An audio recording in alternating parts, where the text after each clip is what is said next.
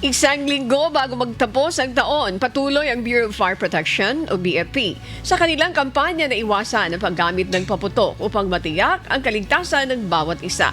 Ayon kay Fire Chief Superintendent Rizal de Castro, Director ng Directorate for Operations ng BFP, maaari namang gumamit ng alternatibong ingay tulad ng torotot, busina ng sasakyan o kaldero upang ipagdiwang ang pagpapalit ng taon.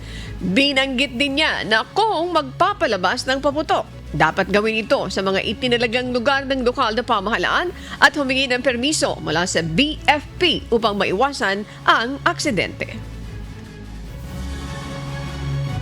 At maaari, wag na po tayong gumamit ng paputok para po makasigurado tayo na ligtas ang ating mga kasama at ang ating mga mahal sa buhay. That is our main concern for the Bureau of Protection. Kaya nga, offline, iwas, paputok.